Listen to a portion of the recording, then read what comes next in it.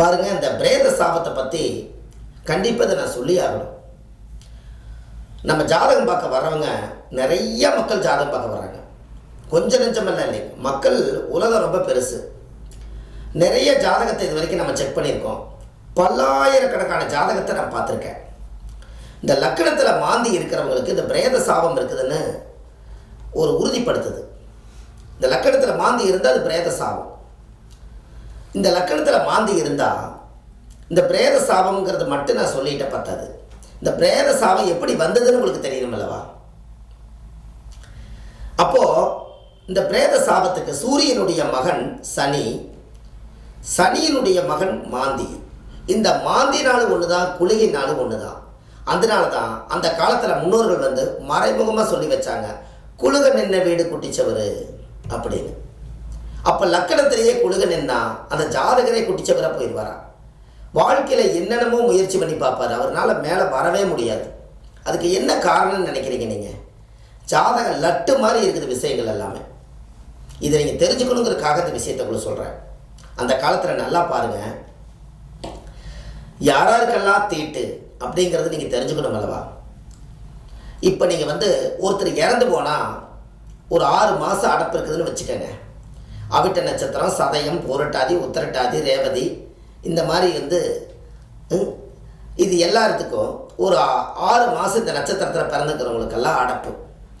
இந்த உயிர் என்ன பண்ண அப்படின்னு கேட்டிங்கன்னா, இந்த 6 மாதம் இந்த உயிர் ஏதோ இந்த பூமியில் வாழணும்னு அதோட எண்ணம், இந்த ஆத்மா அது இயங்குது.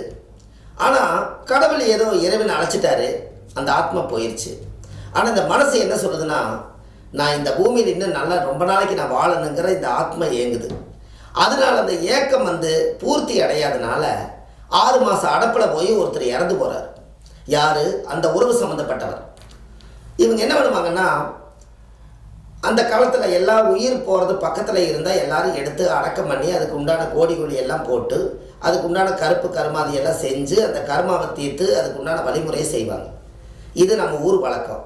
இதே ஒரு காணாத சீமையில் போய் அவர் காலமாயிட்டாருன்னா அட்ரஸும் இல்லை, அவரோட பேரும் யாருக்கு தெரியப்படுத்த முடியல, அவங்க அப்பா அம்மா யாருன்னு தெரியல, அவங்களுடைய தாத்தா பாட்டி யாருன்னு தெரியல, விலாசம் தெரியாமல் ஒரு பக்கம் ஜீவனம் தேட போனவர் இறந்துட்டாருன்னா, எந்த அட்ரஸும் இல்லைன்னா அவர் அந்த ஊருக்காரர் என்ன பண்ணுவாங்க, அடடே இப்படி ஒரு மனிதர் இறந்து போயிட்டாரே, இனி நம்ம யாருடைய ஆதரவு யாருடைய அட்ரஸும் இல்லையே, இனி இந்த இறந்த ஆத்மாவை நீ என்ன பண்ண முடியும்னு சொல்லி அங்கே ஏதாவது ஒரு எல்லா ஊர்க்காரெல்லாம் சேர்ந்து முடிவு பண்ணி விலாசம் தெரியாமல் இந்த உயிர் போகும்போது அந்த உயிர் சொல்லுமா, நான் என்னுடைய மக்களெல்லாம் நான் கஷ்டப்பட்டு வளர்த்தினேன், என்னுடைய குழந்தைகள் பேரம்பேத்திகளெல்லாம் என் தோள் மேலே ஏறி உட்காந்து விளையாண்டுது இந்த உடம்புல, என்னுடைய மாமன் மச்ச பங்காளிகளெல்லாம் என்னை வாழ்த்தி வாழ்த்தி நான் நல்ல மனுஷனாக இருந்தேன்.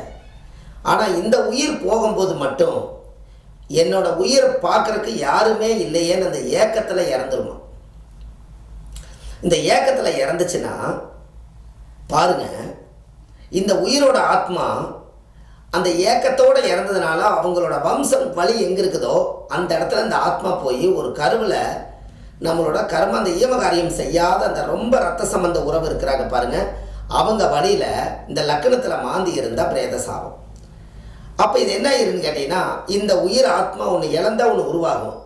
அப்போது இந்த உயிர் அவங்களோட வம்சாவளியில் யாரோ ஒருத்தருடைய கருவில் அடைச்சி அந்த ஏக்கத்தோட அந்த இறந்த ஆத்மா தான் லக்கணத்தில் மாந்தியாக உருவாகுது. அப்போ இந்த லக்கணத்தில் மாந்தி, அதனால தான் குளுக நின்ன வீடு குட்டிச்சவர். மாந்தி என்பது பிரேத தோஷம் அப்படின்னு அந்த காலத்தில் வச்சாங்க. அது ஏன் பிரேத தோஷம்னு வச்சாங்கன்னா, எங்கேயோ கிடக்குது பிரேதம், அது விலாசம் தெரியல, அட்ரஸ் தெரியாதனால இந்த சாதிசனமெல்லாம் அங்கே போக முடியாது. அப்போ இந்த பிரேதத்தை யார் அடக்கம் பண்ணுறது? அந்த ஊரில் இருக்கிறவங்க இறக்கப்பட்டு பெரிய மனுஷங்கள்லாம் ஆளுக்கு 2 காசு பணத்தை போட்டு 2 குச்சி கோலை வச்சு எடுத்து கொண்டு போய் குழியில் கொண்டு போய் அடக்கம் பண்ணி போட்டு, அனாதியாக ஒருத்தர் செத்து போயிட்டாராப்பா அப்படின்னு சொல்லி அனாதி பட்டத்தை கொடுத்து அவங்கள இறப்ப முடிச்சிருவாங்க. இது நம்ம போனவர் வல்லையே வல்லையே வல்லையேன்னு இந்த வம்சாவளி காணா போனவர் திரும்பி வல்லையே, இதான் இப்போ ஜீவனம் தேட போனார் மனுஷன் வல்லையே வல்லையேன்னு இவங்க ஒரு ஏக்கத்தில் உட்காந்துக்கிட்டு 1 வருஷம் 2 வருஷம் 5 வருஷம் 10 வருஷம் எல்லாம் சொல்லி சொல்லி பார்த்துட்டு கடைசியில் ஆளே காணாமல் போயிட்டாரு, அவர் இருக்கிறாரா இல்லையான்னு கூட தெரியல, இறந்துட்டாரான்னு தெரியல, திதி தர்ப்பணம் கோடி கொள்ளி யார் போடுறதுன்னு தெரியல, அவர் உயிரோடு இருக்கிறாரான்னு இல்லாமல் இந்த ஈமகாரிய சடங்கு அந்த குடும்பத்துக்குள்ளே அப்படியே நின்றும். இதுதான் பிரேத சாபம். பார்த்துக்கங்க ஐயா, இதெல்லாம் கிடைக்காத ஒரு பொக்கிஷம்.